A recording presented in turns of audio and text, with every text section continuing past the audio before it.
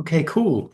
Well, thank you, James, for coming along and being my first actual podcast guest on my Mysticism and the Body channel. I mean, I'll probably post this to my body-based therapy channel as well. But I wanted to invite you because well, I mean, first of all, I just felt when you've interviewed me a couple of times, and I just felt like you also had a lot to say on the topic, and we didn't kind of get a chance to kind of go into it, or get.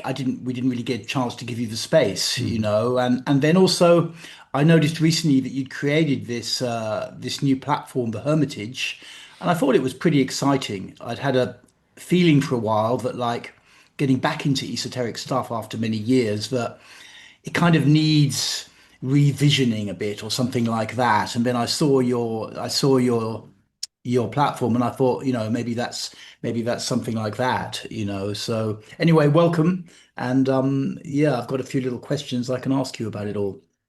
Yeah, thanks for having me on. I'm privileged to be your first guest. I mean, would you like me to like introduce myself for those that don't know me, or For sure, of course, yes. um, so for those that don't know me, I run for 8 years Hermitix, which is a podcast focusing on outsider philosophy and esotericism and occultism, and I'm sure we might delve into what these words mean. So that's been why people know me or have known me for so long. And then off the back of that, I've founded this online esoteric school called the Hermitage, which has just launched about a month ago. And you sent me over these questions, so I'll riff off the first one, which is, how Okay. how I would describe it and who I created it for. And you've kind of mentioned this actually. Some of the space I think is in a bit of a phase change, it seems, and I mean that actually. I don't want to sound too grand, but historically too. And I think we're moving. I mean, we're fully in the age, almost our own age of Aquarius within the sphere. So we moved from, if I want to really go very broadly, we moved from like centralized religions through to, we could almost say centralized esoteric currents with the Hermetic Order of the Golden Dawn, and then Thelema, which is like it's a cult, but also it's a religion, and then basically these kind of almost like micro religions, like pathways or Hmm. paths.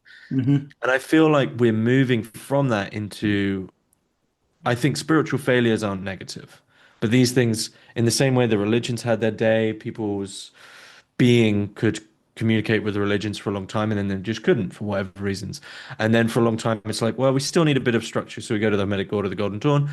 And I feel like we're almost moving past that. We're all so individualized and that has its own positive and negative values that I wanted to create a school that really spoke to how I approach this stuff now, which has been going through all this and realizing that, man, like this is all failing. These kind of paths are failing, but not in a bad way. Again, like just something's not working toward an idea that magic is just part of life. Like magic is life, and you're kind of picking your own, you're making your own path, and there's room in that for discipline and for rigor. But I wanted to build a school that was like, okay, we're helping each other out, and I'm there to give you guidance. But also, the main thing is a lot of this is about you finding your own way within a community where people are open to talk about this kind of stuff. And I guess I created it for those people who are looking just for a bit of a home, but also don't want to be pigeonholed by whoever's running it or whatever the aesthetic or whatever the system is. They don't want to constantly be like corralled back to that system. So it's more of a, I call it like a living magical community because it's about that, and the foundation for me is the idea that there is no separate spiritual life. There's just life, and so systems and religions are these things that you do in your separate spiritual time, and I don't adhere. I don't abide by that. Yeah. Hmm. So that's Hmm. me. That's the school. Hmm. Yeah, no, cool. I mean, I guess. Also, I'm by no means an expert, but I have a little background knowledge of history of the Golden Dawn and particularly builders of the Adytum in the US, and like I mean, it seems certainly with the Golden Dawn that it was just fraught with these kind of primate hierarchical issues from very early on, and everyone fighting McGregor Mathers or whatever and going through, projecting father or having valid concerns or probably a mix of both and just, and also kind of being in the Osho scene, in spiritual scene, satsang scene for quite a while myself, like hierarchy, particularly male hierarchies, but female hierarchies as well, just seem to be people have just had enough of them. Without making any value judgments, they just don't really seem to fit very well anymore. Is that a little bit where you're at as well, or? That's a part of it. I mean, I have a personal rule. I wouldn't tell anyone what to do or what not to do, really, but I have a personal rule that I say once the big daddy's dead, kind of don't bother. I was part of the Gurdjieff work for a while and had a really good leader there, and there wasn't actually a hierarchical like you know, you will obey and all. There was no cult of personality, so I really lucked out. But I noticed that, once Gurdjieff's gone, once Steiner's gone, what you see is an immediate fragmentation. I mean, once Christ is gone, you have an immediate fragmentation. You find this kind of scrabbling around in the dirt for like who's going to lead, and sometimes they have officially handed over the thing, but even then, and I think we're in this age of schism, and I think more often than not, the irony of what I saw in schisms was either you already have a personal subjective understanding of, let's say, like there's a schism in the teaching, like the actual cosmological teaching of one of these things, and you've had a subjective experience where that you're like, oh, I can't agree with that because my subjective experience has gone this way and you're going that way. So you schism off and you build your own thing. And at that point, you think, well, you're kind of just building it around what your own personal experience is. And then that's where you get cult of personality, where, oh, actually, a lot of people prefer this dude to this dude. So we go with him. And I think once you're at that point, you have to kind of be honest and say, well, look, if we're gonna do this, let's accelerate the schism down to the final schism, which is we'll all just do our own thing. I mean, and is there anything wrong with that? I don't think so. We have to be honest about it because at that point you end up, and I saw a lot of this in my time with Catholicism, which is where you have a central teaching, but you have people within it who would say, well, I don't, they do this. Well, I don't really agree with that part of it. And you think, well, what do we do and where do we stand? And it doesn't mean you have to be an absolute strict dogmatist, but at a certain point, you look around, you realize everyone's kind of believing their own thing here anyway. So, what are we doing? And schisms and that kind of drama, that kind of gossip, that kind of, well, was he really ordained in the Gnostic bishop? Is he really of that lineage? That all that stuff gets in the way of actual spiritual progress, whatever spiritual progress means. That gets in the way of but what have you actually done? All this infighting. Am I part of the true lineage back to Crowley? Who cares? Are you still an asshole like you were 15 years ago? If you are, what does that matter? As far as I'm concerned. Yeah. Well, yeah, yeah, yeah, yeah. I mean, it strikes me that you could often create quite good structure, for a community or for something to come in. It doesn't always need this kind of cult of personality, but I guess kind of when you're brought up, I'm in my 60s now, and I got into spiritual stuff in my late 30s. And it was all very hierarchical. And you kind of also think as a little kind of novice, one day I'll be the one telling everyone what to do and getting a ton of cash, and getting all the sex or whatever. And you kind of have that expectation. And that's also problematic because then, you have your development, you go on your journey, whatever. If you just recreate that system, it's probably not really, it's not really so healthy. And at some point, I think you have to be able to step back and take a look at what's going on around you. I was helping to run a spiritual community for quite some years, and you have to be able to sit back somehow and just look at what's going on around you. And I mean, the problem also is with these things is that I think with any, well, I mean, basically, you don't really know in the moment if you're just projecting some father mother thing on someone who's Mm. running the commune, or if you really have valid concerns about what they're doing, And I think the underlying problem is humans, we're just so damn unconscious. It's insane. And of course, it's not very exciting to say that, so we don't say that. We just assume that we're pretty much fully conscious beings on us doing a little bit extra development, and I just that hasn't been my experience personally. And also, but also there's multiple the idea that multiple things could be true at once. So a lot of people are quick to project, especially when it comes to gurus or even just leaders of these things, that oh, these people are just looking for a daddy figure or even a mummy figure. Or just I think you could almost actually fold them into one. They're looking for an authority figure, someone to say, do this, do this. Like I don't have to really think about it, and this will get me somewhere. And in a sense, what the way people project that on is I think they try to project that as if that's true, the whole thing is psychoanalysis and it's all psychology. We don't have to worry about the spiritual thing. And I just always want to emphasize that two things can be true, and actually, there isn't really anything wrong with you looking for an authority figure. I mean, we all need a kind of need for a certain amount of time. No man is an island. We're all connected. There is another. There isn't anything really wrong with an authority figure. And in fact, if that's a place where you feel a deep insecurity, maybe you grew up without a father or without a mother, then that's probably is going to be one of your glaring lacks to deal with forthwith. The issue is that, like, are you doing that from a place of desperation, and also that these figures that have set themselves up in these ways, and anyone who does can't help but kind of become that figure for a lot of people, that can quickly fall into abuse and that kind of thing. And often some of them I don't think maybe they aren't even prepared for that. And I think there's a few simple things that people could be taught to avoid that. Like firstly is the person just decent?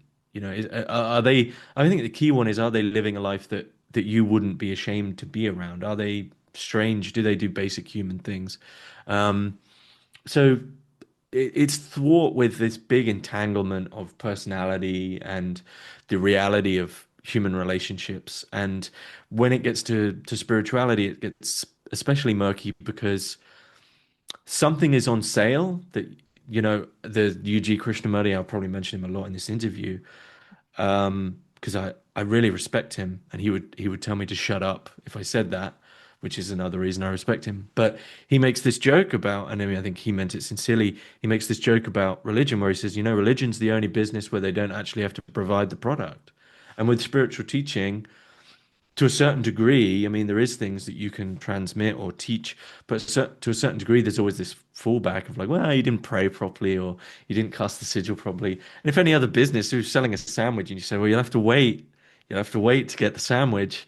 You say, what the hell do you mean? So there is a strange thing in spiritual teaching where, and I would probably urge people to say, if you're not seeing results, move on. Move on after a couple of, if you're not seeing results relative to, don't be too impatient, but maybe 3 months. Like even I know Hmm. I go so far to say that with meditations, and I don't know if you'd agree with somatic work. Sometimes somatic work is chip, chip, chip, and equally be suspicious of, by the way, if you rub your cheek like this, you're going to release every single knot that goes down to your spine, or be suspicious of super quick. But if it's like, no, you just got to come to one more session, be suspicious, I think, or but just be ready to say, okay, that didn't work for me and move on. I think results is a fine thing to look for. Yeah, So I'm yeah, very yeah, pragmatic. I'm very, yeah, very pragmatic. yeah, yeah. Me too. I mean, yeah. I mean, I always think with any kind of therapy thing, and I guess sometimes maybe with therapy the goals are a little more tangible. You might have, depending on how self-aware you are and how willing to be honest you are initially with the therapist. But Yeah. I can never say no to my mum or whatever. And, okay, in 2 months, you're going to be able to say no to your Yeah. mum or That's something like great. this. Yeah. Then it's kind of tangible. I guess with some spiritual goals, it's a little bit, especially when things are like enlightenment or something like this. It's like there is a tangibility problem, I guess, to some Yeah. degree. I don't know. I don't We know. could we could take enlightenment as an example because it's an area I think we're both a bit suspicious of. What I would say with enlightenment would be that a teacher where the green flags would be someone who is asking. So if you've gone to a teacher for enlightenment and they say, right, do my meditations, and they don't question it, then I'd be a bit suspicious because you're locked into their system as the only way to get to your goal.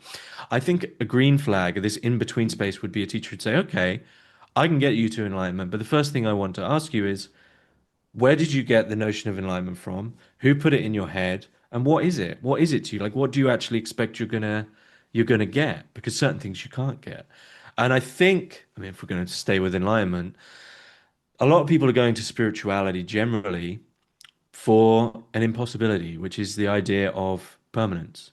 So this idea that I want, so I think that word, the enlightenment, does a lot of heavy lifting, which is I want to be in a state where there's never going to be any problems and any pain and no suffering, and I'm never going to be a jerk. And everything's going to be perfect till the Yeah. day I die. That seems to be what a lot of people want from enlightenment. Now, Yes. Yes. paradoxically, what enlightenment seems to be is the non-ability to accept all that shit as it is, which is not what you want to hear. So you can get enlightened, but what enlightened means is you're fine with being in pain. Not like acceptance, not apathy, but you're fine with it. So, but just someone who's going to push back and say, well, what do you mean by that?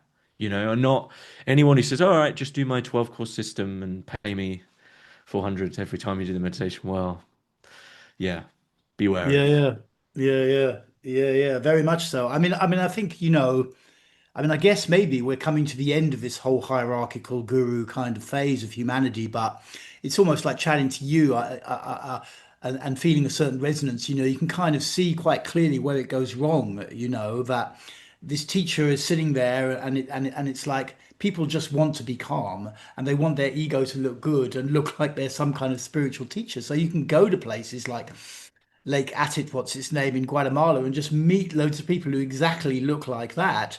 But it doesn't mean that they've mastered anything special within themselves. So yeah, yeah, yeah, yeah. Totally valid. Totally Yeah, I valid remember. I comment. mean, again, I would tell a little. There's a little story of UG, I think, where he talks about some. He'd often get these visitors, and he'd say, "Oh, look, this guy's so developed," and he'd walk around, hands like this, absolute peace in India, peace emanating from him. But then UG, I think, follows this guy or something. I might be getting this wrong, but basically, he followed this guy, and something like a car cut this guy off, and he just exploded, And he sort of said, look, there's a lot of lessons in that. The first one being, look, what is your I have a little thing on my school with £20 a month. Come learn all this stuff. I'm kidding. I'm transparent. I have to eat. I have to eat, and But one of the talks I give is, what is your idea of spirituality? Because if your idea of spirituality is to be light, love, and peace all the time, well, you're not going to do very well in the world, because there's times when you need to be angry. There's times when you need to draw boundaries. There's times when I wouldn't go maybe so far as hate, but there's times when arguably you might have to punch someone in the face, right? But I think the teaching there emotionally would be, are those things leaving a trace? And so, if your idea of spirituality is X, well, then you're always going to be having to fight off anything that isn't that. And there's a little reading list I give there of things where it's like, oh, I didn't think this would be spirituality. And again, like with enlightenment, it's like, hang on, let's step right back to just living this. What do you mean by spirituality? Uh, I mean, Osho's fairly good on that, I think. I mean, Gurdjieff's fairly good on that. A lot of tricksters. I think we need tricksters in this day and age because we're a bit comfortable. Yeah, yeah, right, right, right. I don't know Mm, really what the spiritual scene's even like these days so much. I'm still a little bit entangled in a community in the UK where I was before, but mm. I don't know. I don't know what seeking is even like, if people are actually still really seeking or not. I mean, you're much more tuned into I to think that there's space, enough I of guess. this non-dual stuff where people are saying, look, questioning and saying, what do you mean by seeking? That people are quite critical of it. So hopefully that is beginning. I would like to see that beginning, because seeking can put a real pressure on people and Hmm. make them go, just anytime there's a pressure that you're pushing against. And the question that underpins the Hermitage really is, and I push it from the start, and I push it in as many of the courses as I can, is what do you want? What do you want? Hmm. Because all these things are promising you things, conversation with your higher guardian angel, sigils to get whatever you want, or states of bliss. And have you ever questioned if that's really what you want? So just this question is the real start. Like, what do you want from this? And I always emphasize as well that I don't know is a great answer, because I think when people say I don't know, they're still drawn to it. So there's something in the mystery they're drawn to, but I don't know is a great answer. Hmm. Hmm. Hmm. Yeah. Yeah, interesting, interesting. Interesting what you said earlier, just to pick that up about projecting on teachers and this kind of sense that you know, two things can be simultaneously right. You Yeah. know, it's like, or like two states within you almost can be simultaneously right. I think that's also an important aspect of this stuff and development in general, because like it's almost like we need to develop to the point where we can hold quite opposing kind of states within Yeah. us, you know, and it's like that almost is that the sheer discomfort of that is acutely developmental in my experience. I was just actually reading John Michael Greer's translation of Eliphas Levi's famous book, you know, Mhm. Dogma and Ritual, and Yeah. like and he's talked because I've been doing some videos on the astral light, and that's the main text really, you know, but like Yeah. this idea that you have to be able to hold just opposing kind of positions is like within yourself in a state of acute tension and discomfort. I think that's a big chunk of it, you know, being able Mm. to do that and not having to jump into one road and just commit to that. And it's not, you know, that level of discomfort is kind of, it seems to me to be almost intrinsic to development on some level in my own experience. Yeah, and I think at a certain point you take this duality and they push and they turn into this strange third thing, this strange ineffable third thing where you've maybe overcome them. But this first thing with duality is really about right and wrong, and it doesn't even need to be good and evil. But I think it's about, we've spoken about the idea of people taking different paths and schisms, and this is the problem with schisms is the idea of right and wrong. A schism is the idea that this tiny little thing that fragmented off or changed the teaching really means they're wrong. So we have to go be right. And I think people really struggle with the idea that just because you're not into something or something doesn't vibe for you or just doesn't work for you, that it's wrong, right? And you have to now, if that's wrong, you have to go find something that's right. It's like, no, it's whatever seems to work for you in terms of whatever it is you are looking for, right? And so just getting away from this idea that just because it's not for you, it's wrong, and or it didn't work, so it's wrong. And again, is trying to hold that well, maybe all these paths are doing their own thing, but that path up the mountain isn't for you. Is I mean, that's a classic teaching, but people really struggle with it, I think. Mm, mm. I mean, another aspect of that also is that some people, because you know, you don't really know when you jump ship from a teaching school or whatever, you don't really know, okay, was there something I was just not ready to face yet, or was that the Mm. right thing to do if there was an objective way of monitoring my progress?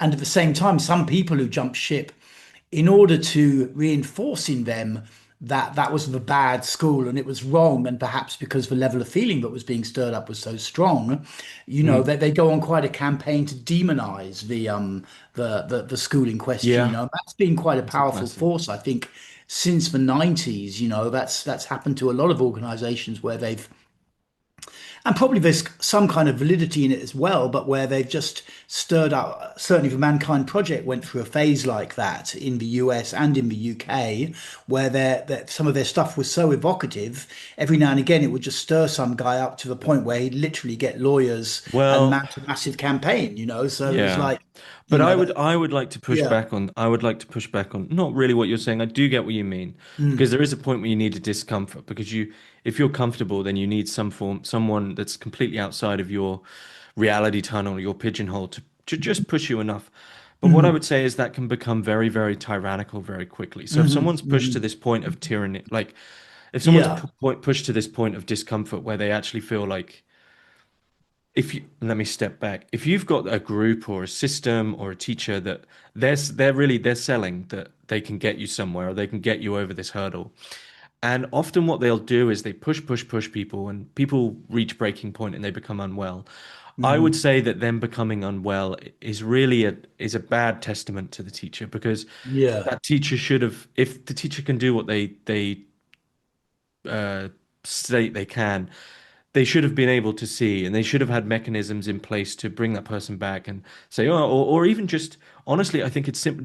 A lot of them double down. They say these horrible open-ended things that I'm very, very wary of, oh, you just weren't ready for it, right? Which then puts the onus of the breakdown on the other person. Oh, you Mhm. couldn't take the energy in. Whereas I think a good teacher would say, I'm sorry.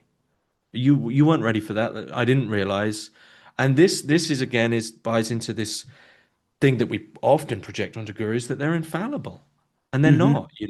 And Mhm. a healthy thing with a good a good guru or even just a leader is they know when to say, I didn't, I didn't realize that you were there. I didn't see that, and I'm sorry for that. I mean, doesn't happen very often with the big names, but I can even think of cases where there was a guy, a famous guy with Crowley, that Crowley didn't realize for ages, because Crowley would teach you like, and I'm not huge on him, but for instance, if you were just someone who was kind of interested, Crowley would just talk to you normally. But if you're a student, all of a sudden, right, he's like, you're being a student, so I got to push you.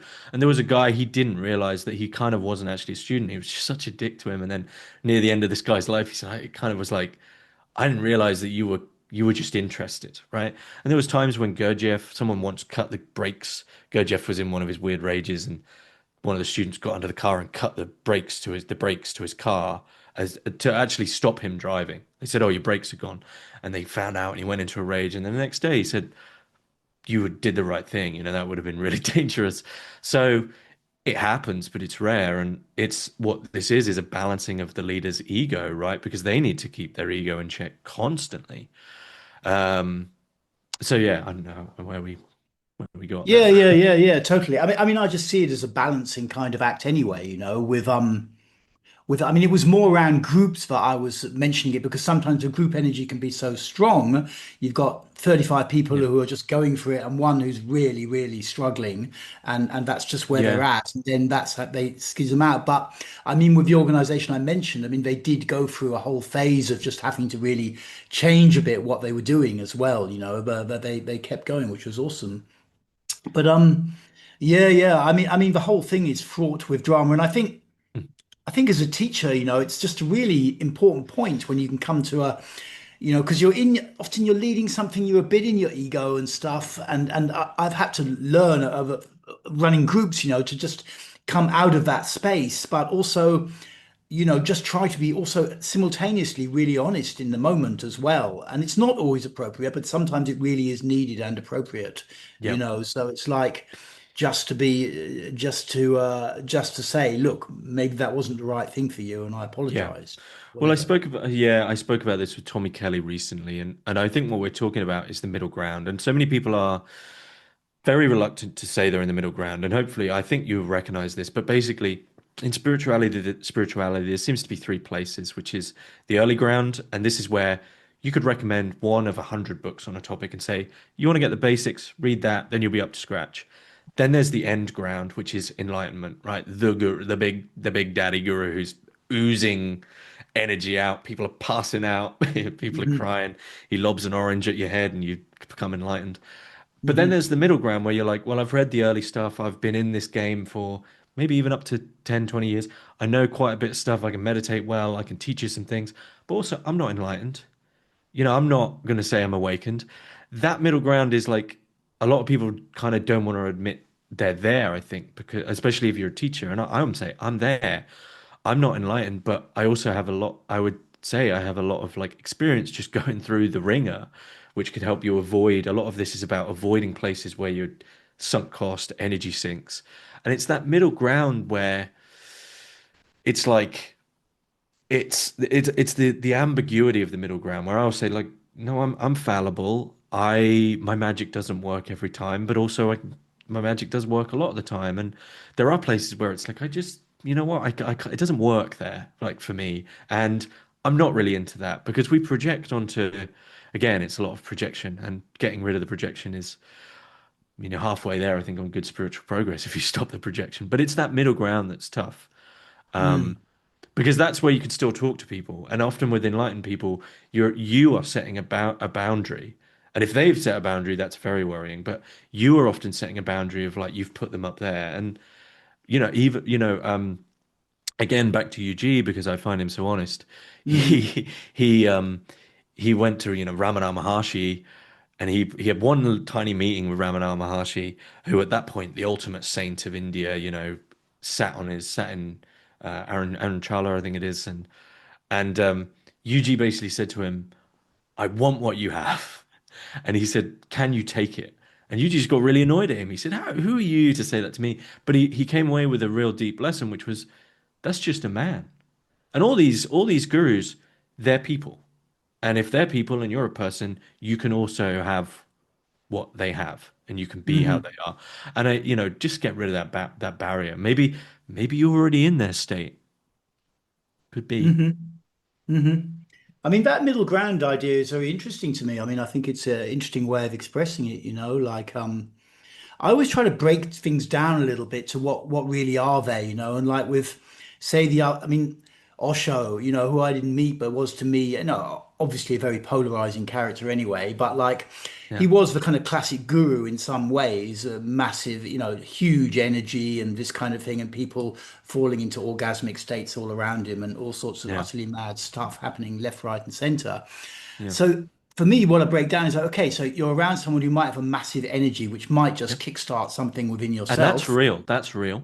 Yeah, you're also around someone who might be channeling some kind of agent from, the spiritual realm somewhere, who actually can also see you very well as a student or something Is like that an that. Osho? I don't know Osho too well. Is that an Osho thing? Well, a little bit, but not. I mean, I was. I just meant Who generally. is? Yeah, Oh, just okay, generally okay. among Yeah. gurus, more generally. But like, that's another possibility that you might benefit that you might get. But those kind of factors aside, off the top of my head, I think it's a little bit like what they used to say about tennis teachers that the kind of Wimbledon expert was often pretty crap at actually teaching people to do tennis. They're very Right. good at it themselves, but they're not so good at Uh, really teaching other people. And I think yeah.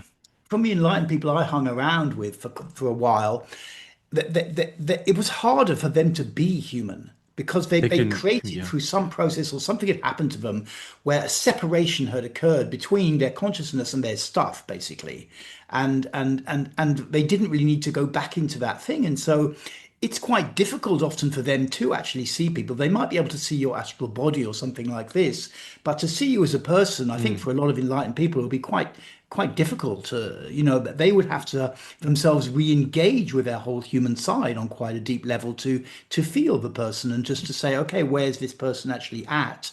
And be able to kind of guide them in a useful way. So I think, it's a slightly long way of saying, but I think this middle ground idea is a great concept, really, because it's often probably those guys, unless you really want to go for a big kind of energy experience or to get Mm. guidance from some agent off in the middle of nowhere, unless you really want that, you're probably better off with someone who's just rational and has had a lot of experience in the field. Well, I think the rational thing and the experience thing is also you're dealing with someone who's probably got to where they are because they've dealt with that. They've dealt with life. So the energy thing's all very fun, and jhanas or whatever are all very fun. But that's one side of things. It's kind of like you can be you can be in a terrible marriage and have a bloody good jhana. You could have a Yeah. great energy experience and then go home and argue with your wife and sleep on the sofa or whatever it might be. So I feel, and this is one of the problems for me, and it's kind of a problem in emphasizing. It's because it's one of those things that you see only once you're in it, and maybe you'll experience this, that magic and spirituality is so entwined, really, once you get deep into it, with what we would now consider self-development and self-work. Like really powerful, good magic is not happening until you've cleared the crap out. Mm. Because otherwise you're like Mm. trying to get some desire through, and the desire is coming from a juvenile version of yourself that doesn't really want that, and you're confused, and your desires are bouncing back and forth, and you're angry one day and you're unhappy the other, and you're thinking about annoyed at my dad one day, and then I don't know whatever it is the other, and if that's all going on, well, I think there's an idea that spiritual practice is suddenly going to just blast that all out, and I would say that might happen. It might happen to some people.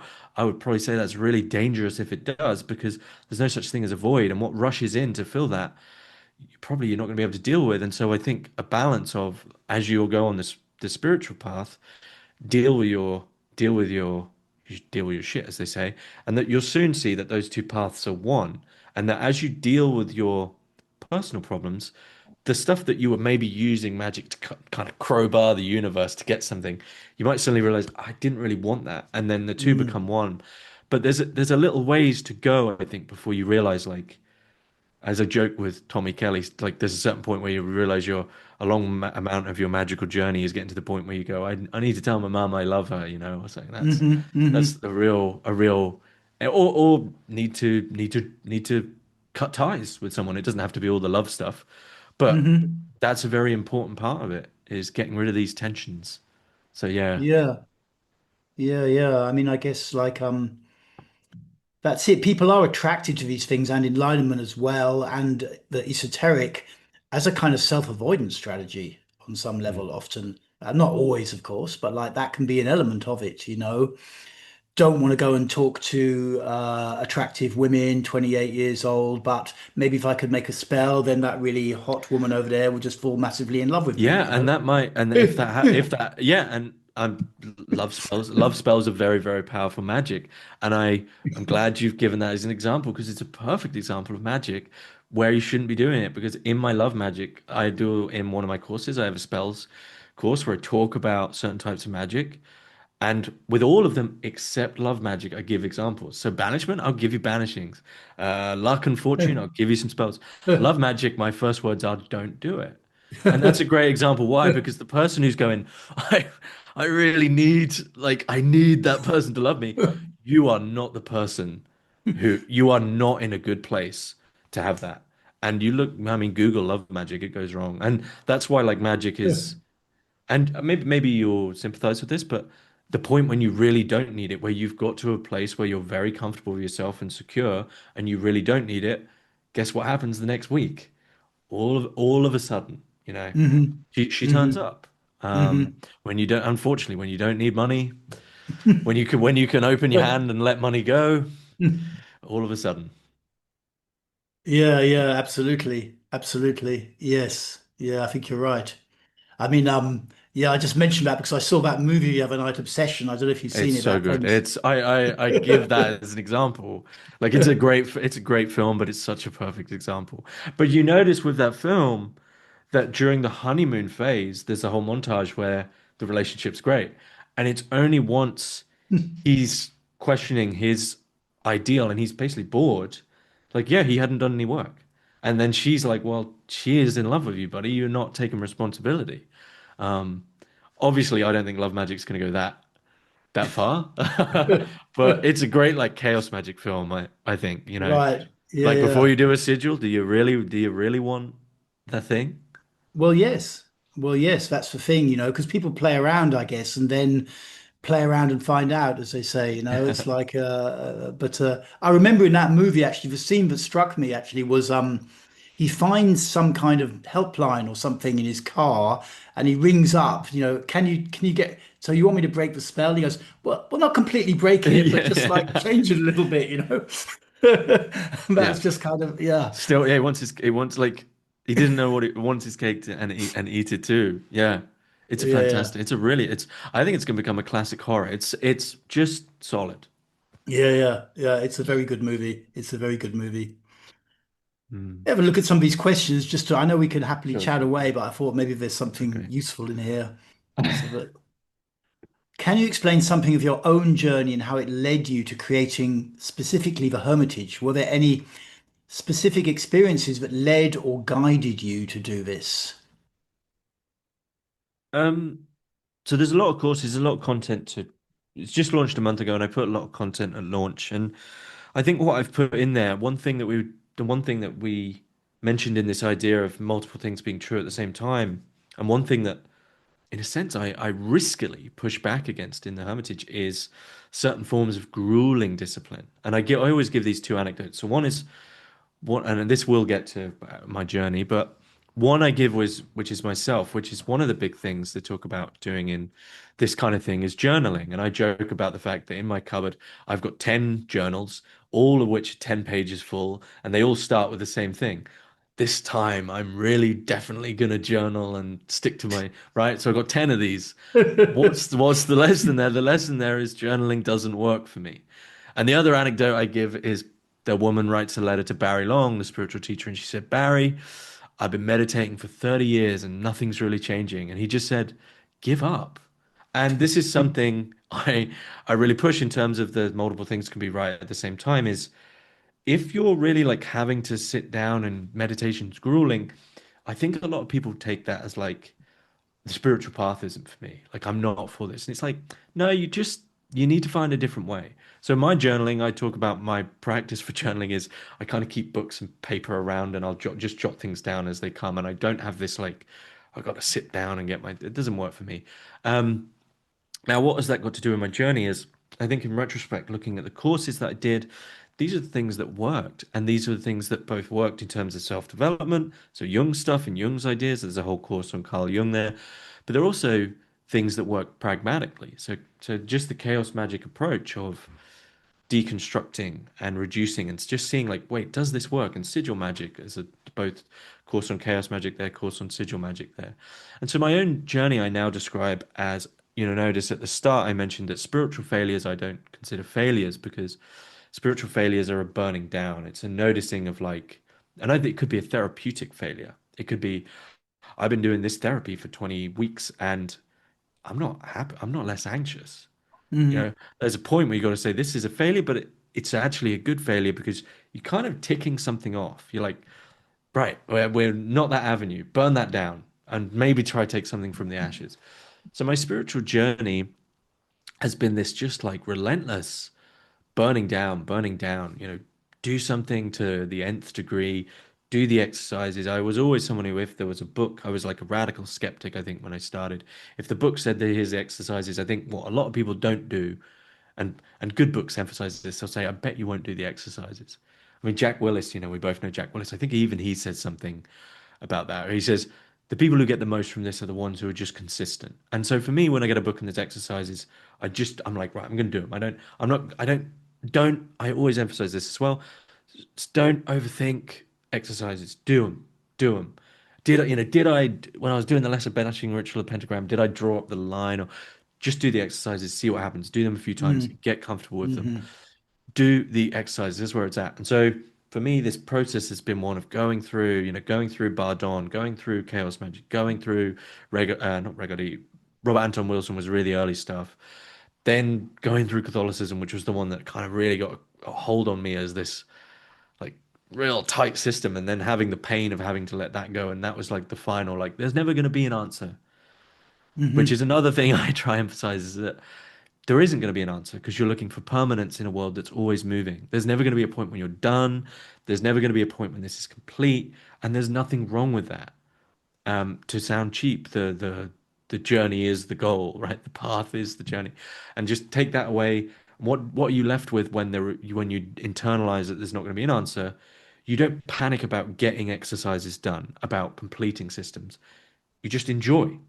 And enjoyment is key. If you're not enjoying what you're doing, it ain't gonna last. If you're not enjoying going to mass, you ain't gonna last. Your unconscious is gonna throw up 100 different reasons why you shouldn't go. If you're not enjoying the Hmm. meditation you're doing, probably ain't gonna last. Does that mean you should stop meditating? No. Does it mean you might want to look for a somatic meditation, a guided meditation, a breathing meditation? Probably good. But if you're not enjoying it, what are we doing here? And I don't mean enjoyment in pleasure. I mean enjoyment in like expansion of life. Like I want to sit down and do this.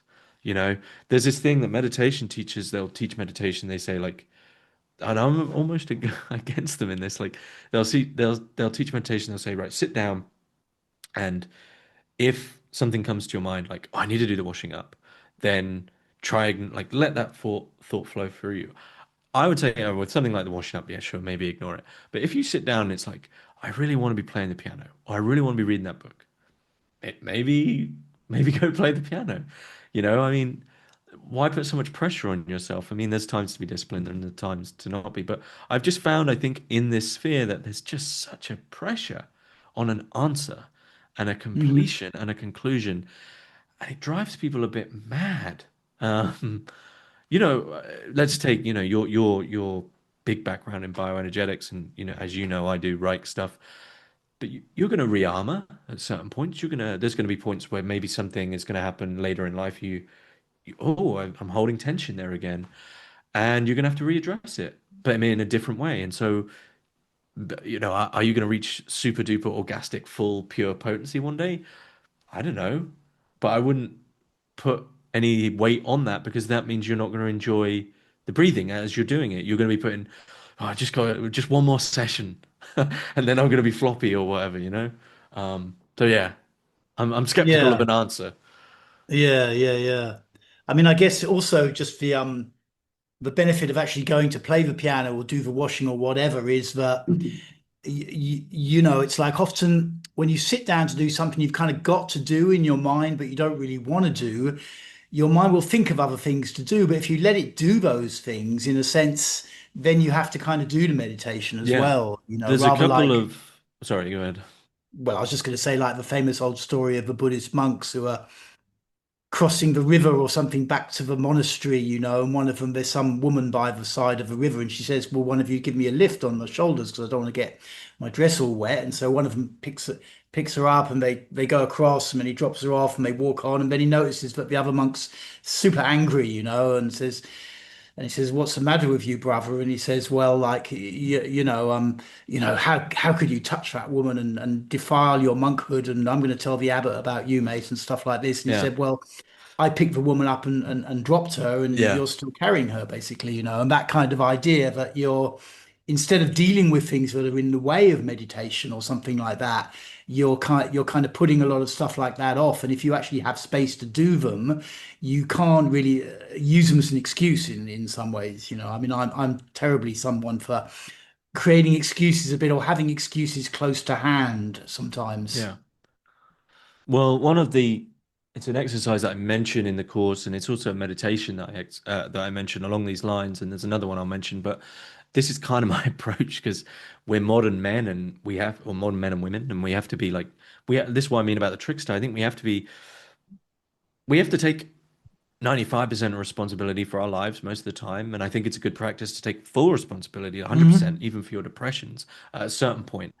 But let's take something like phones. You know, we live in a world with phones and we kind of have to deal with them. And so we have to be a bit tricky with how we work things. And so the exercise I like to give, I mean, you kind of given one there, which is this, there's a meditation you can do where actually when something arises in your mind, go do the washing up.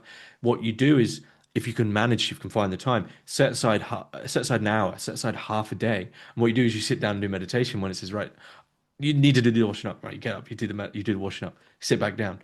Do you need to mow the lawn? Right. Well, go mow the lawn. Then you sit back down. You know, by the end of the day, your house is shining, and but eventually, you're going to get to a point where there's not anything else you can kind of throw up to do it. And there's another meditation like this, which is one of my favorites to annoy my mind, which is actually because a lot of people say, "Well, I keep thinking thoughts," and there's something that backfires with the mind when you do this, and you sit down and you say to your mind, instead of trying to push thoughts away, you say, all right, give me a thought. And it'll, you know, you'll think something, and then you go and you rush it. You say, all right, give me another one. Give me another one. And if you keep doing that, it will kind of get to this deadlock. And it's like, what do you want? And you get to know mind by pissing it off. Um, and the third one I'll give is from Ramana, no, sorry, not Ramana, Ramesh Balsekar, who, as you might know, non-dual teachers famously, none of them really give exercises because they'll say, well, there's nothing you can do. And Ramesh Balsekar, in one moment, he says, I'll finally give you an exercise. And he says, it's a super secret esoteric exercise that will solve your life. And everyone's like, oh my God, you know, finally going to get no self and enlightened. And he says, here's the exercise. Whenever you need to do something, do it straight away. That's it.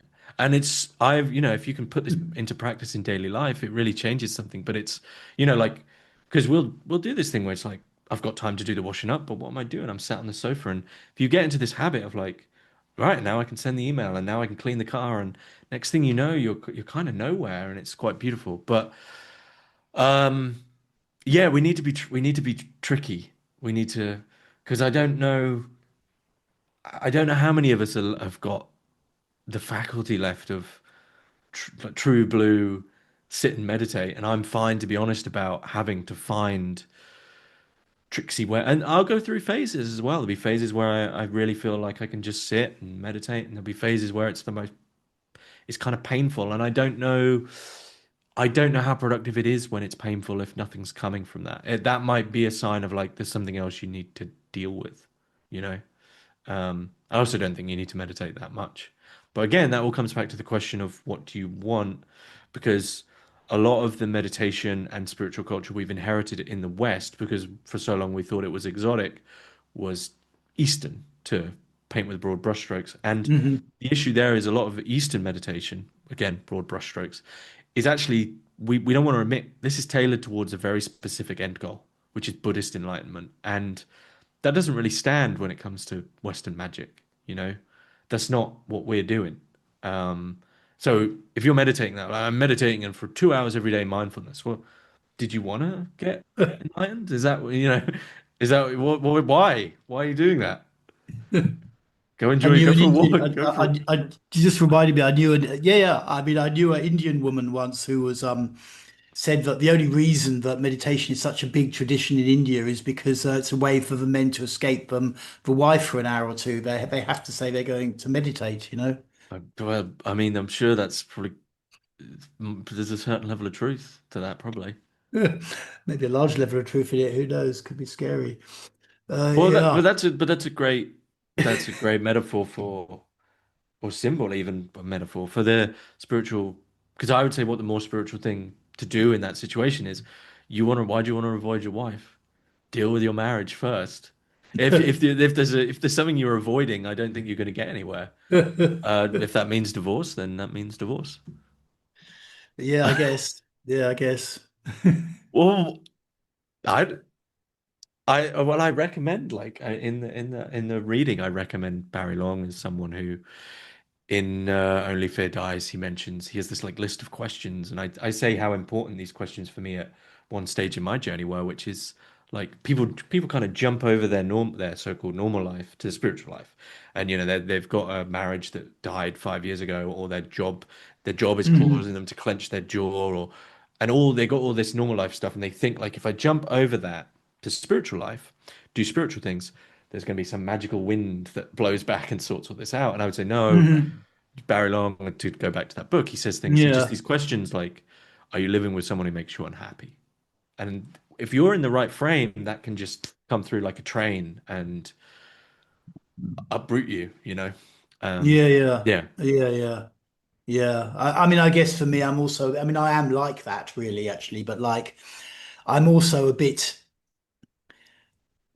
I mean, I guess you know, at the end of the day, yes, in an ideal world, you can give up this job that's crap and find another one that's more nourishing. You can give up this husband or girlfriend that's a pain in the neck and find a better one, and then you'll be Mm. happier. But I don't know if it's really, I don't know how real that is in many people's life Oh, you experiences mean you anyway, mean you the know? ability to actually do The that, you actual mean? capacity to really, in reality, just jump ship, you Oh, know? Maybe when sure. a culture's Fair. really on the up and really getting stuff together and there's a lot of work or relationships potentially around, you're living in a city where there's 3 times more men than women or women than men or something. Otherwise, I think it isn't easy, you know? It Oh, I'm can, not going to say it's easy. I'm not going to say yeah, it's going to be extremely painful because the pain is in the honesty. Because the pain is yeah, in the honesty of seeing, and the same yeah, to me in marriage, but the pain is in the honesty of seeing if you've seen it, then the pain is one way. I mean, pain either way. Pain, you stay in your dead marriage. Pain, you have to go through. But this is like maybe one of the places where I do mention riskier things or a riskier belief that I have that you can say I don't agree with it, but I feel like the cosmos looks after people who are willing to go through the pain of real honesty. hmm You get looked after and things will work out, but hmm to be able to take that leap into the unknown, hmm things will work out, but that's not to say they're going to be easy. And with jobs, I think jobs is even trickier than relationships actually, because as you said, like something about money and where you're going to live is even more clutching than yeah, yeah. So yeah, yeah, and crab bucket of society. No one's going to like you doing it. yeah, If someone says to you, why are you leaving your job, and you say, well, I haven't got anything lined up and I'm leaving because I don't like it, it's gonna awaken in them the fact that you do have that freedom. yeah, Um, yeah. I say this as someone who's lived paycheck to paycheck many times in my life, Hmm. has worked tough jobs and been in those situations of like, if this money doesn't come through, I am absolutely screwed. Hmm. I've been in the job center and stuff, like, Hmm. etc. So hmm yeah. Yeah, I mean, okay, let's go back to because you mentioned like about if you're really your experience has been that if you're prepared to really take a risk and be radically honest, Yeah. there may be some force out there in the cosmos that will support you on some level, and if I'm honest, I've had many similar experiences in my own life, but I think that leads on a little bit to a question I'd kind of penned somewhere, whether there were any actual sort of spiritual or mystical experiences that led you to start specifically this school, the Hermitage, as opposed to or maybe your YouTube channel as well, but I mean more Mm. specifically the school. More specifically, the school, I think, is this more recent, like, it's not even that recent anymore, last couple of years of this understanding that how important honesty is. And there was one experience with someone who where they kind of managed to blast out just so much of my suffering and realizing that was a choice. But what came from that was so many lessons in once that so much of my suffering had been a choice. The first thing my ego, or whatever word you want to use, wanted to do after that was cling on and find the next problem, find the next place of suffering. If it couldn't do that, it would cling, I was on an up, real up, like a dangerous up, like everything was really beautiful. The ego clung to that, then it came Hmm. crashing down and it clung to that. And then I'm not going to say my ego disappeared, but it was like suffering I can kind of see now that suffering is a story, and when something is seen as a story, it's like it's distant, it's over there, and Hmm. it's not gone. It doesn't arise, but the half-life is just things that used to last a month last like half a day kind of deal. Or Hmm. even once you see something as a story, it's kind of like the wind got blown out of it. And so that kind of thing happened. And I think that led me to but the way the podcast was for a long time. I had such a deep interest in pessimism and a lot of alternative philosophy, which I deal with on in Hermitix, which I'm still interested in. Your Charons and your Sartre and whoever it might be. So much alternative philosophy is pessimistic, Schopenhauer, whatever. And I was so in that. I was so in that. I was so miserable. But misery was my identity. And I think maybe a big part of this is like this form of magic can slowly get you on the path of seeing the story in that. And I will say, I don't want to take your misery away from you. If you want to be miserable, I've got no qualms really, but I know what that was like, how draining it was, how much of my energy went to being down, being low, my energy just being sunk. And, Reich was a big part of getting out of that, working with the body. But I think a big part of it is that like come out the other side of misery and want to try share how that intertwines with magical practice. Because there's a lot of people in magic who also see it as almost like a sword wielded against the modern world. Like this world sucks and hates me and I'm gonna Yeah. use all my and or I don't know, even women don't like me or I don't have enough money or the world is treating me like a slave Yeah. and I'm gonna wield magic aggressively. And I think some of it is like ease up. Like I know it's gonna be so annoying for people in that state to see, but maybe if we can get you to love yourself first, then they're gonna ease this. Yeah. Um, which I didn't do for a long time. And it's such an annoying, it's so annoying when it happens when the the seemingly cheap and sweet teaching, which is like loving yourself or loving your insecurities, when you finally manage to see how that works and you do it and Hmm. you're like, Hmm. God's sake, they were right. You really don't want to admit that how right that was, but Yeah. yeah. Yeah. Well, I guess, I mean, what it makes me think of is like in a cosmic kind of sense of view, that looking at the classic kind of Crowley following edgelord sort of person who's just going to fight authority in society and like that level of energy, and that's a background I also come from myself as a kid. Um, it's like it does stop you getting so bound up in the society that's surrounding you because the gravitational pull of most cultures, I mean, maybe it's changed a little bit now, but certainly when I was growing up in 60s, 70s, 80s, the gravitational pull of a culture is incredibly strong, and you just get married, get a job, Oh yeah. have babies, and that's just what you do. And so I guess it's kind of a statistical inevitability that that most of the alternative schools get filled with people who just couldn't really fit into that Yeah. system for one reason or other. And that's kind of how it's gone, and certainly there comes a point where maybe for the edgelord they need to really decide, am I going to keep fueling my so-called kind of drive for knowledge or whatever, or am I going to risk actually discharging all that energy, and actually being a better person? Well, I think one of yeah, absolutely. And I think one of the key conflations that's happening there, and I did it when I was young, and the idea that somehow rebelling against society, really, somehow rebelling against society is doing anything at all. What it's really doing is justifying society, right? If you, I mean, to give a metaphor, you lob a Molotov, not that I ever did this, if you lob a Molotov at the police station, you've just justified the whole system. Yeah. But the conflation that seems to be being made by those types, and I sympathize with them because when you don't fit in and you feel the pain of not fitting in, you're caught in a dualism, and what you do is you jump to the other side because, and you take on everything of the other side because it's where you find your home.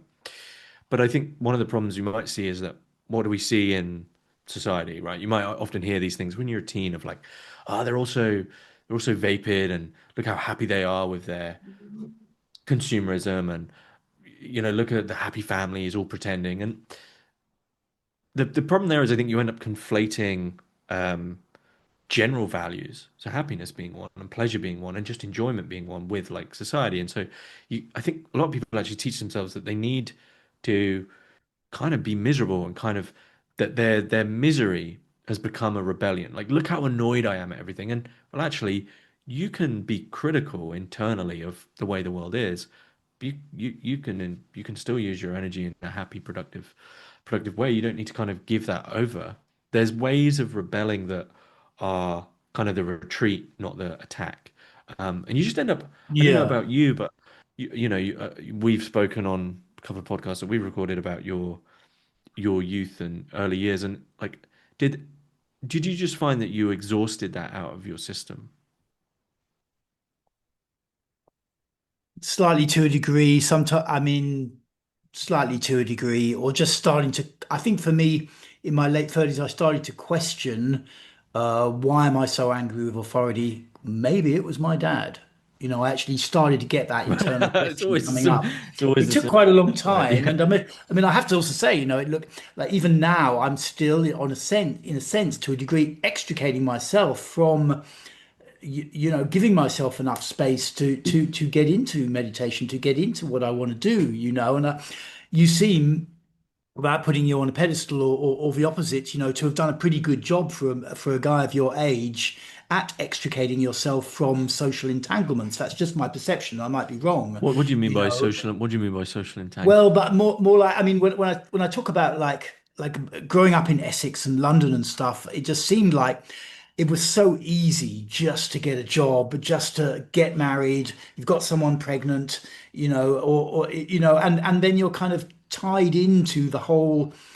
And of course, you still can do something like meditation or esotericism or whatever and be still in that. But most people are just so caught up in, I mean, I was just totally caught up in a hormonal frenzy throughout my 20s. I was dropped out and in alternative culture, but I was just, I didn't have any self-awareness. I could never have spoken like this, like it's taken me a long time to get to a place where I could actually have a vantage point to even see these factors. But you seem to have gone through a lot or have kind of extricated yourself much more easily in some ways, or not easily. That's a bit of a dodgy word to use, but anyway, I mean, that's what I mean by it anyway, Okay. Well, maybe in 10 years I'll look back at this interview and I'll cringe, you never know. Um I think for me it was like a looking back, it was an extreme motion. Like I had friends who would say to me that they'd see me the next month and they'd say like I got whiplash because you're on to the next thing. And it was just at times this rate of knots of like going through books or going through systems and just some burning question, which I realized the question never bloody existed, by the way. Like I'm writing something at the moment, and the line that I wrote to toot my own horn, but I wrote, you wouldn't imagine the things I've done to try answer a question that doesn't exist, right? Which is what my youth was like I'm trying to like some weird pressure to answer, like I've got to figure this out. Like there isn't anything to figure out. Like you're just alive, and you could just spend your whole life trying to figure out life while missing it, which is the great cliche. Um, so I think it was just exhausting. All options is the only way, and then you get to a very weird, kind of open and joyous place. I think, yeah. Hmm. I can't remember Hmm. how we got here. Well, no, I was just saying, like it seemed to me like just from the limited amount I know you and from the outside that you'd been on some kind of spiritual fast track somehow or something like that. Maybe certain events that happened, uh, like in my youth, were.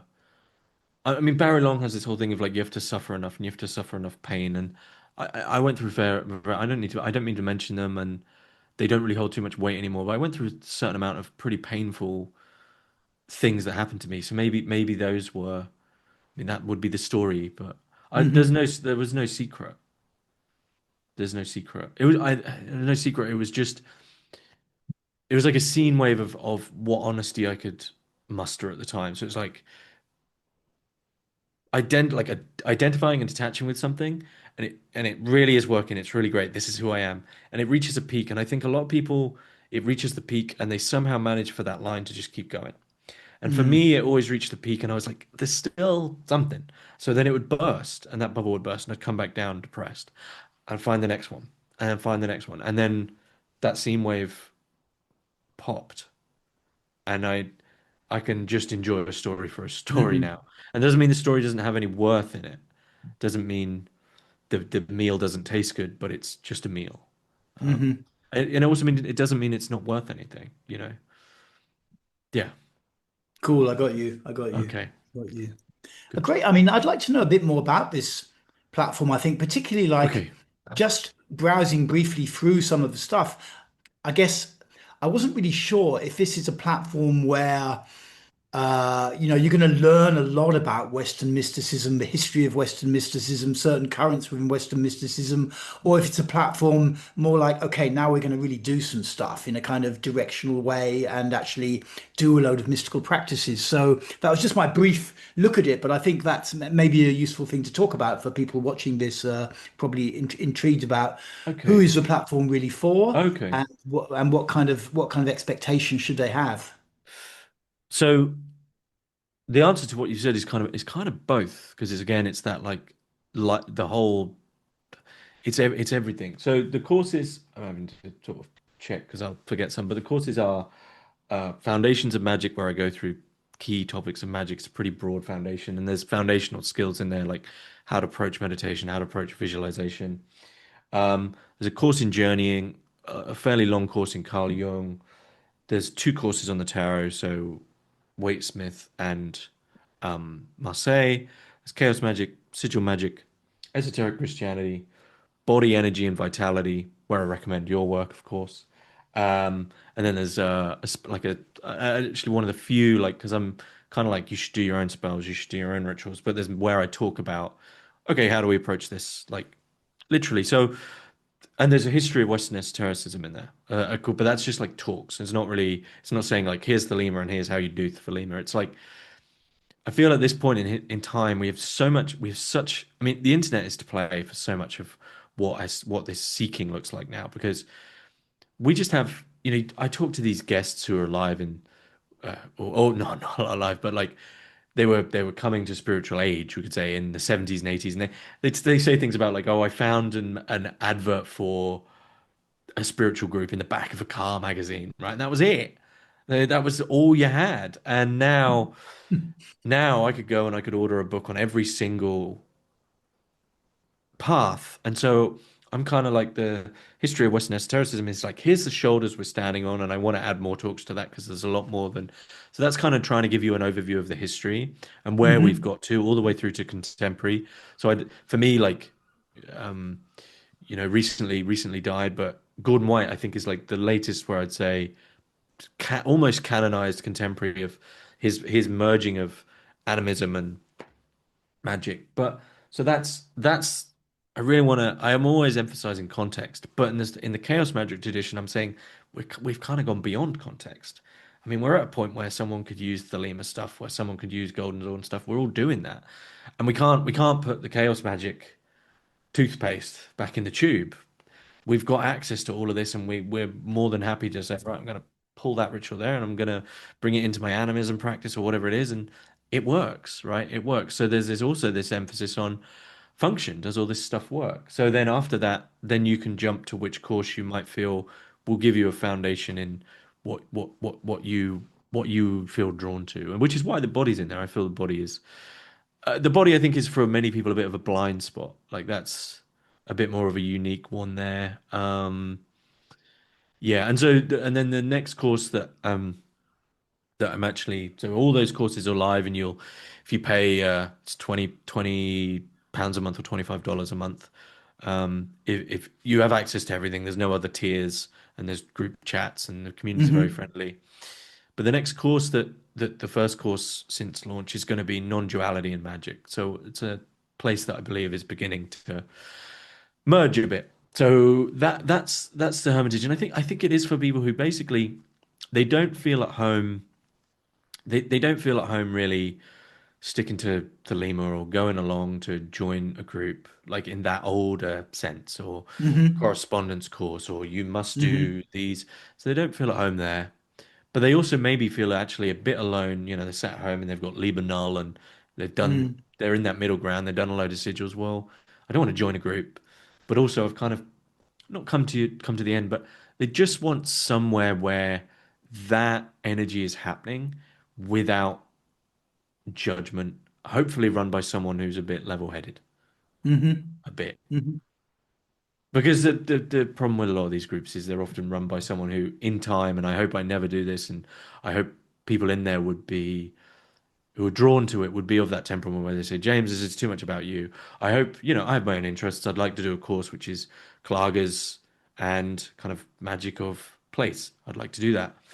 But I don't at anyone at any point want to ever be saying like the James Ellis system. I don't, it's not about that. So yeah. Hmm. So if you feel you're at that point where you don't that joining in the old style isn't for you, but also this solo way is a bit too lonely, and you just want a place where there's these discussions happening, where there's an openness to magic and there's no judgment, then then it's for you. That's Hmm. that's that's what I'd Hmm. say. And what would you say? I mean, that sounds great. I mean, I would be very, attracted to something like that, particularly if I was younger and just felt like I'm just kind of getting interested in this stuff. And so everything's accessible. You just pay £20 a month, Yeah, basically. yeah, And and then what, cancel what is the anytime. kind of community aspect of it? How does that manifest, would you say?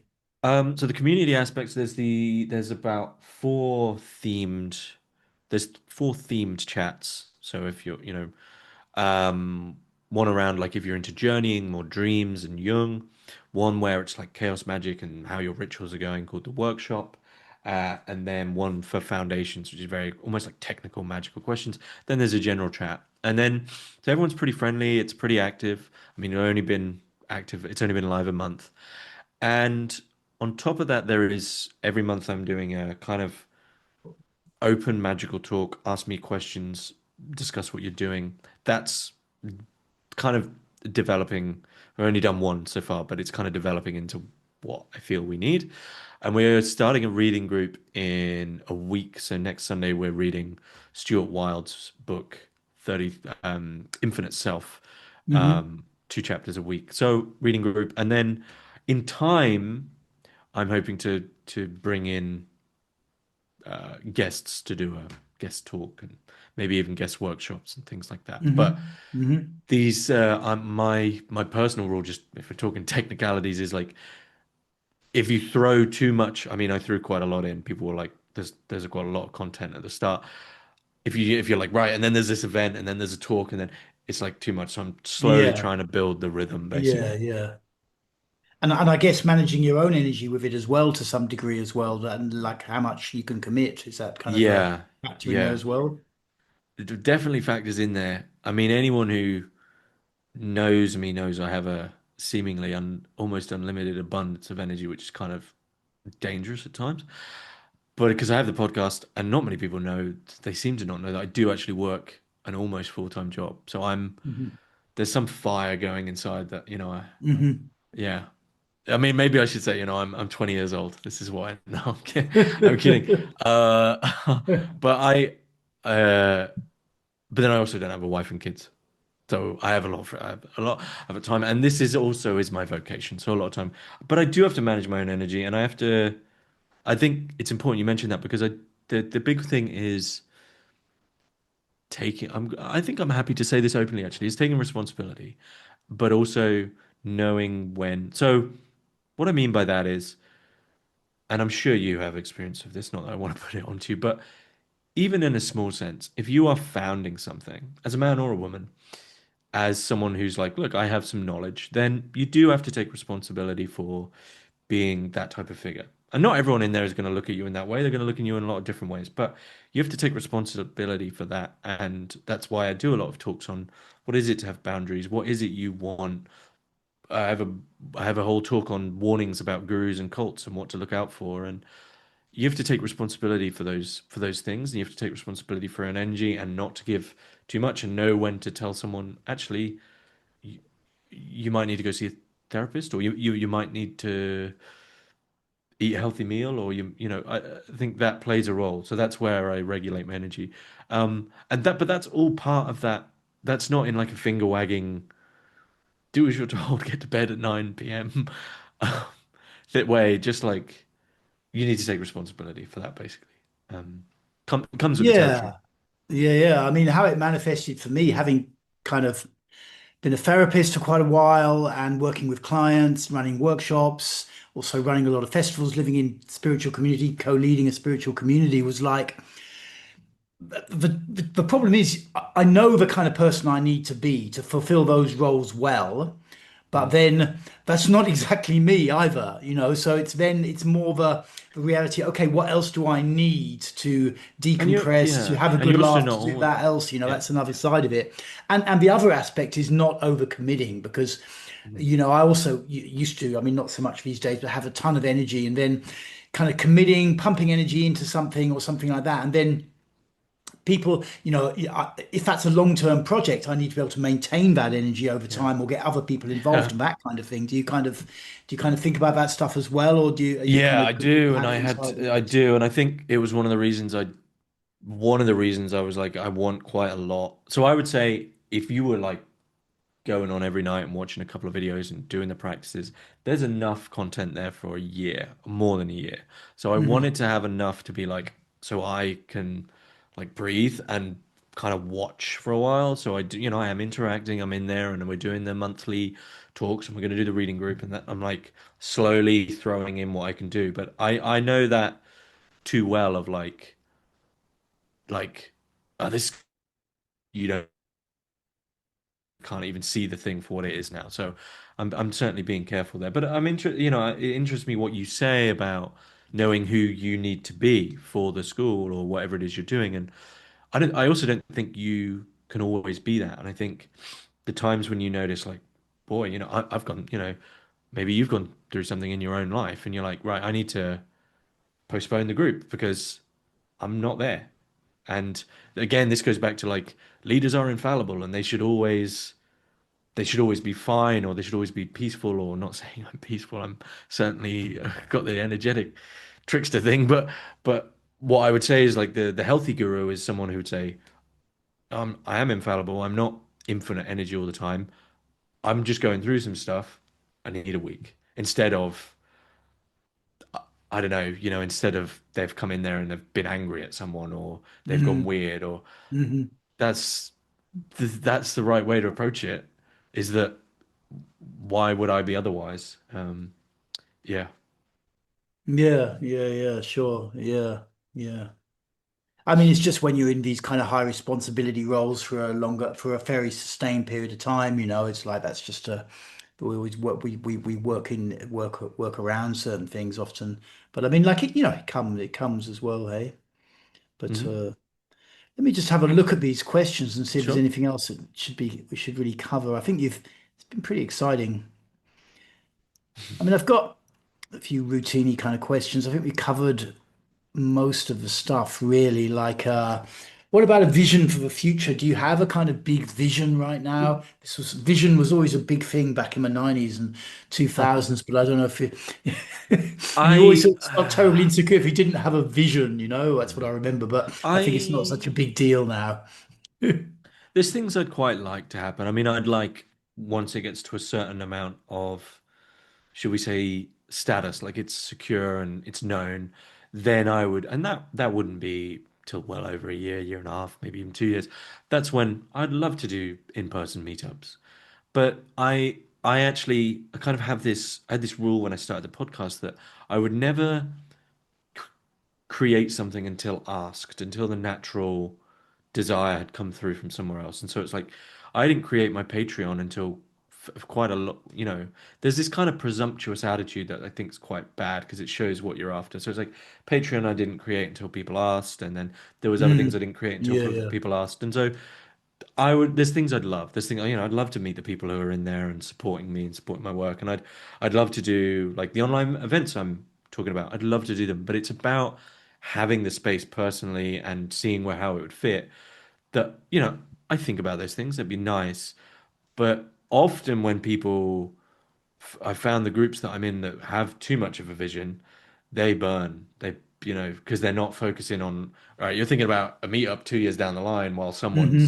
someone's asking Hmm. about why the video is not loading, you know, Hmm. like, you know, like, come on. Yeah, yeah, yeah, yeah. Or someone's asking like a very basic question that you feel like you're above or something. Like, no. And I mean, this is a big part of this, like you talk a lot about how the spiritual scene's changing. A big part of this is goes back to like I think in business they call it like I think they call it like the sausage roll example, right? Where basically it's a business example where a coffee shop opens up and they've got like 20 amazing, brilliant coffees, and they decide to serve food and just as an extra, right? And they serve like pastries and sausage rolls, and every day the sausage rolls sell out, and eventually, like the business point is, you should become a sausage roll place that sells coffee. Hmm. That's what you should be noticing. And so there's a part of me Hmm. that's like, I need to keep an eye on, well, because I don't want to interject too much ego of like, we're going to do this course on the thing I want. Like, I want to be able to say, oh, okay, well, if this is all about living magical practice and this is actually what people are talking about, then that's where I want to guide people. And the big thing that I'm actually seeing is a lot of people talk about place magic. A lot of people want to be, so that's, you know, I had these ideas for courses that I wanted to do, and some of them I may still do. The non-duality one I'm definitely doing, but there's a couple there I'm like, okay, I'll push them to the side maybe because actually a lot of people are, I can see that already a lot of people are doing place and land magic, and it would probably be more beneficial for the community that if we had a place and a course around which we can talk. So that's kind of my vision is a healthy flexibility. Hmm. Hmm. Yeah. Hmm. Interesting. Interesting. Cool. And is there anything else you'd like to just say or mention about the Hermitage? Anything I haven't really covered or whatever? Well, you can cancel any time. You get access to everything. Yeah, any questions, email me at God, what was the email for it? Because I had to create a new email. Or email me or message me. I think it's just I'll yeah, leave a yeah, yeah. link obviously Hermitage underneath anyway. Hermitage School at proton.me. That's the one. But Okay. there'll be links. But just I mean, just to emphasize that you have access to everything. It's self-paced, that's a key thing. Like they're not locked anywhere. Like you can dip and Hmm. dive and you can cancel anytime. I know that's very important for people. I'm not here to tie you down. So yeah, just that. So again, if that appeals to you, just like a living community that's open, then head in and no pressure. You're Cool. not gonna get you're not gonna get anything wrong, and you're not gonna be judged. Sounds super awesome, James. Sounds super Thank you, awesome. I thank wish it you. was around when I was a young man, as they say. It sounds super awesome. I may yet join anyway. Well, we can talk about that. We can talk about that afterwards. I'll get you in. I'll get you in. Okay, okay. Well, It's lovely to but thank you, lovely buddy. to speak to you, man. And I just think it's absolutely awesome that you've created this project. So I'm super happy just to put this out on my channels and give people a chance to meet you and to hear all about it. Thank you. Thank you so much, Deborah.